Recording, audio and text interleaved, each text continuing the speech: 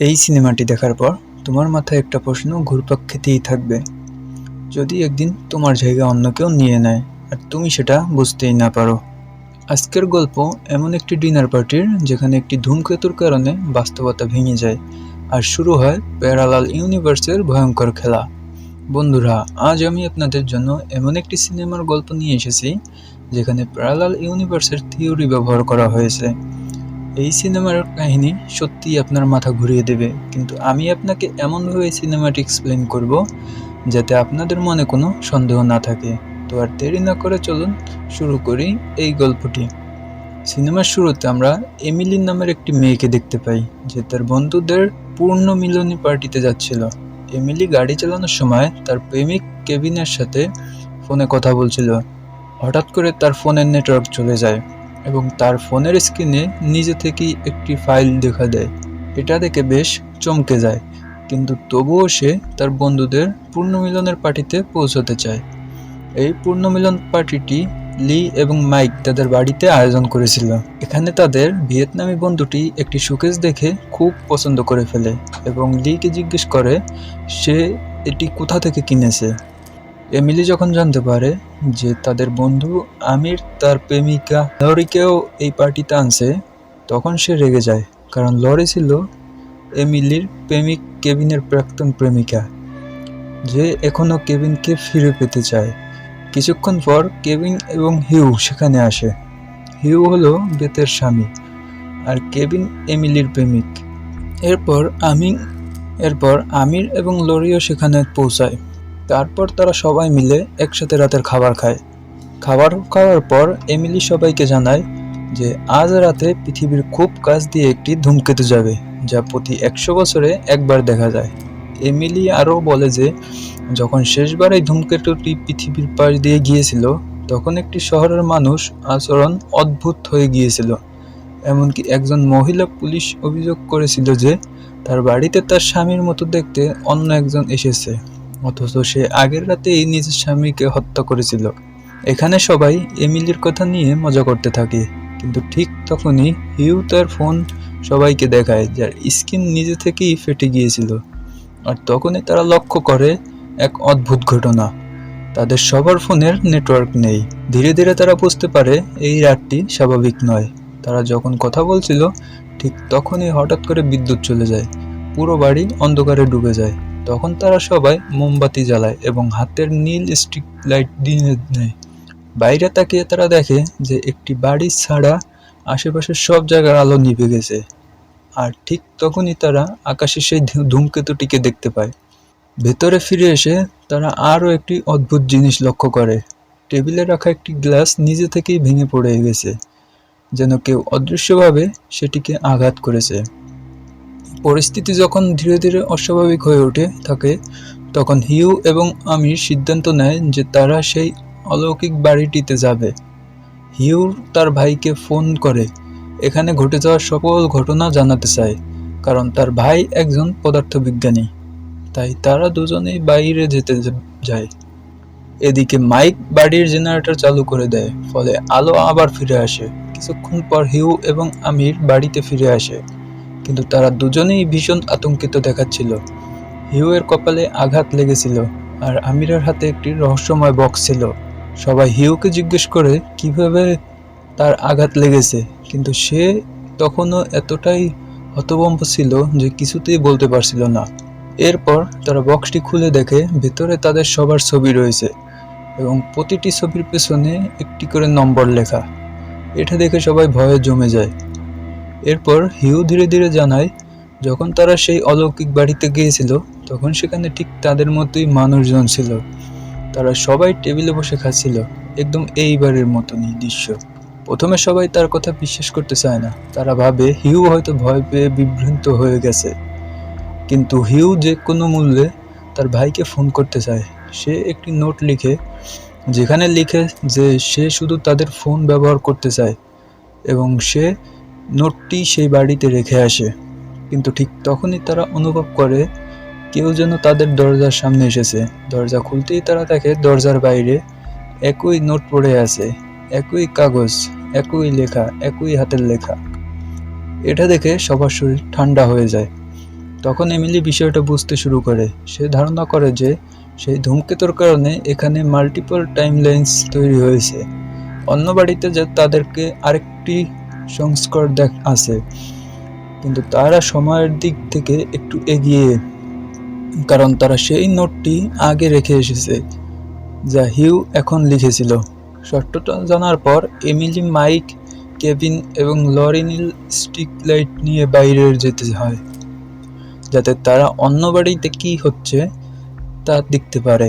কিন্তু বাইরে এসে তারা দেখে আগেই সেই অলৌকিক বাড়িটি আর নেই। এরপর তারা দূরে আরেকটি বাড়িতে আলো জ্বলতে দেখে। চারজন ধীরে ধীরে সেই বাড়ির দিকে এগিয়ে যায়। মাইক জানালা দিয়ে ভেতরে উঁকি মারে। ঠিক তখনই তারা টের পায় তাদের পেছনে কেউ দাঁড়িয়ে আছে। পিছনে তাকিয়ে তারা যা দেখে তা দেখে তাদের কল্পনার বাইরে। তাদের মতো এই চারজন মানুষ দাঁড়িয়ে আছে, কিন্তু তাদের হাতে নীল স্ট্রিট লাইটের বদলে লাল স্ট্রিট লাইট। এটা দেখে তারা আতঙ্কে নিজেদের বাড়ির দিকে দৌড় দেয়। বাড়িতে ফিরে তারা বাকি সদস্যদের সবকিছু জানায়। হিউ এবং আমিরও জানায় যে তারা দুজনই সেই অন্ধকার জোন দিয়ে গিয়েছিল। মাইক পুরো বিষয়টি নিয়ে বিভ্রান্ত হয়ে পড়ে। সে সেই অন্ধকার জোন সম্পর্কে জানতে চায় এবং হিউকে জিজ্ঞেস করে তার কাছে কোনো পদার্থবিজ্ঞানিক বই আছে কিনা। তখন বেদ জানায় যে হিউ এর ভাই তার বাড়িতে একটি পদার্থবিজ্ঞানের বই রেখে গিয়েছিল, যা হিউ এর গাড়িতে রাখা আছে। হিউ গাড়ি থেকে বইটি নিয়ে আসে। এটি কোয়ান্টাম ফিজিক্সের বই। বইটি পড়ার পর তারা বুঝতে পারে এই সবকিছুই সেই ধূমকেতুর প্রভাবের কারণে ঘটেছে, যা কিছুক্ষণ আগে তাদের শহরের উপর দিয়ে গেছে। যেভাবে ধূমকেতুর মাধ্যমে মহাজাগতিক কণা পৃথিবীতে আসে, ঠিক তেমনি এই ধূমকেতুর বিকিরণের কারণে এখানে একটি ডার্ক জোন তৈরি হয়েছে। এই ডার্ক জোনই মাল্টিপল কোয়ালিটি তৈরি করে। এখানে আমরা প্যারালাল ইউনিভার্সের ধারণাটি দেখতে পাই, এমন একটি ধারণা যা আজকে অনেক বিজ্ঞানীরাও বিশ্বাস করেন। অর্থাৎ এই অন্ধকার জোনটি অন্য রিয়েলিটির যাওয়ার একটি দরজা। এখন পর্যন্ত 6 জন সেই ডার্ক জোন দিয়ে গিয়েছিল এবং প্রত্যেকেই নিজেদের মতো নেমে দেখেছে। সবাই বুঝতে পারে এখানে অসংখ্য রিয়েলিটি তৈরি হয়েছে, যেখানে তাদের মতোই মানুষ, তাদের মতোই বাড়ি আছে, কিন্তু তাদের কাজকর্ম এক হবে না। আর সবচেয়ে ভয়ের বিষয় হলো, যখন ধূমকেতুটি সম্পূর্ণভাবে সরে যায় তখন এই ডার্ক জোন বন্ধ হয়ে যাবে, আর আর আর যে যেখানে থাকবে তাকে সেই রিয়েলিটিতেই চিরদিনের জন্য আটকে থাকতে হবে। এরপর জানা যায় তখন আমির এবং লরি পার্টিতে আসছিল। তখন তারা সেই ডার্ক জোন দিয়ে গিয়েছিল। অর্থাৎ যারা এখন এই পার্টিতে আছে তারা আসলে এই রিয়েলিটির মানুষ নয়। মাইক আরও জানায় যখন সে সেই বাড়ির দিকে উঁকি মারছিল তখন সে সেখানে লিকে দেখেছিল, কিন্তু সবাই জানায় লি তো এই বাড়িতেই ঘুমাচ্ছে। তখন তারা বুঝতে পারে তাদের অসংখ্য সংস্করণ বিভিন্ন রিয়েলিটিতে থাকতে পারে, কিন্তু প্রতিটি সংস্করণের সিদ্ধান্ত আলাদা হতে পারে।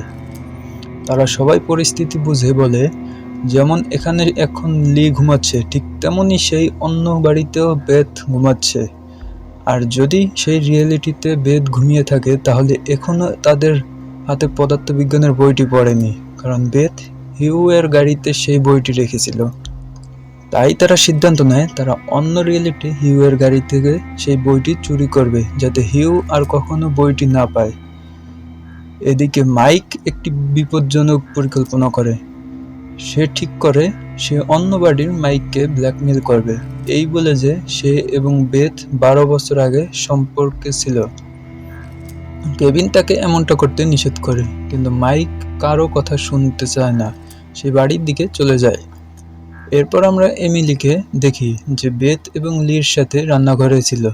তখন লি একটি শোকেস পছন্দ করে এবং জিজ্ঞেস করে এটি কোথা থেকে কেনা হয়েছে। এটা শুনে এমিলি হঠাৎ চমকে যায়, কারণ ঠিক একই প্রশ্ন সিনেমার শুরুতেও করা হয়েছিল।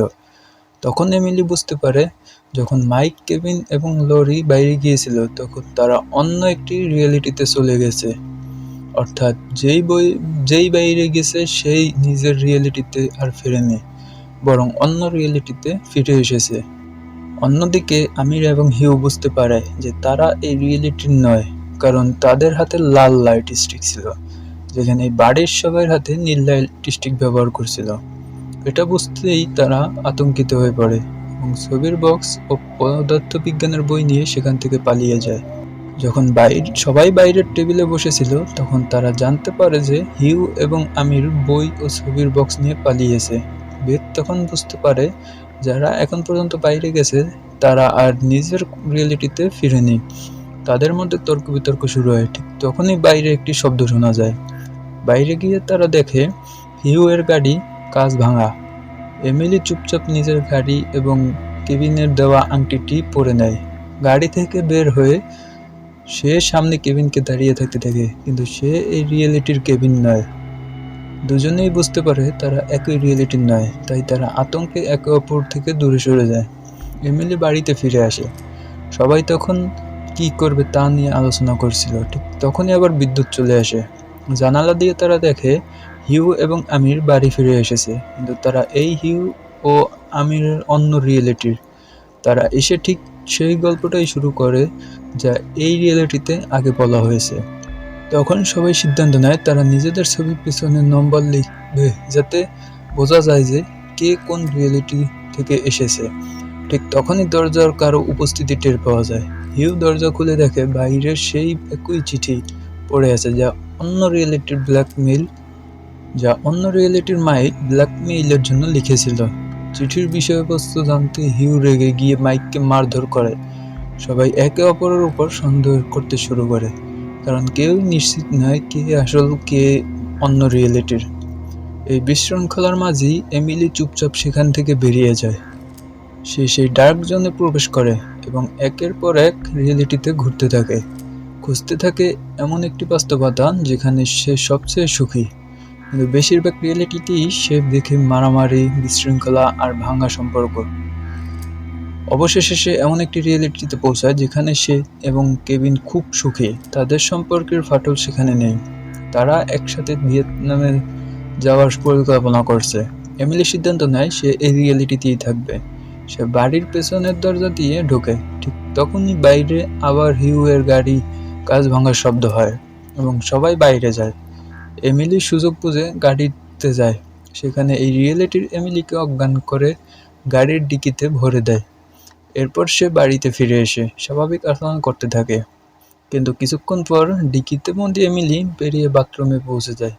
সেখানে দুজন এমিলির মুখোমুখি সংঘর্ষ হয়। শেষ পর্যন্ত আমাদের এমিলি তাকে অচেতন করে ফেলে। সংঘর্ষের সময় তার আংটিটি পড়ে যায় আর সে অন্য এমিলির আংটিটি পরে নেয়। বাথরুম থেকে বের হওয়ার পর সে অজ্ঞান হয়ে পড়ে। সকালে জ্ঞান ফিরলে সে ভয় পেয়ে যায়। যদি সত্যিটা ফাঁস হয়ে যায়, সে দেখে সবকিছু স্বাভাবিক মনে হচ্ছে। বাথরুমে গিয়ে দেখে অন্য এমিলি সেখানে নেই। কিছুক্ষণ পর কেভিন তাকে একটি আংটি দেয়, যা সে বাথরুমে পেয়েছিল। আমরা দেখি এমিলির হাতে ইতিমধ্যে একটি আংটি আছে, তবুও সে চালাকির সাথে নতুন আংটিটিও নিয়ে নেয়। ঠিক তখনই কেভিনের ফোনে এমিলির নম্বর থেকে কল আসে। কেভিন ফোন তোলে। ওপাশের এমিলির কণ্ঠস্বর, আর তার সামনে দাঁড়িয়েও এমিলি।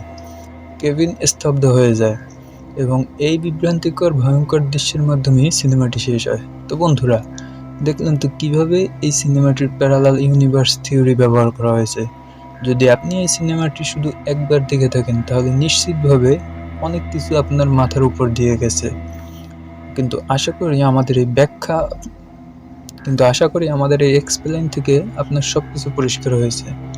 আর যদি এখনো কোনো প্রশ্ন থাকে কমেন্টে জানাতে পারেন।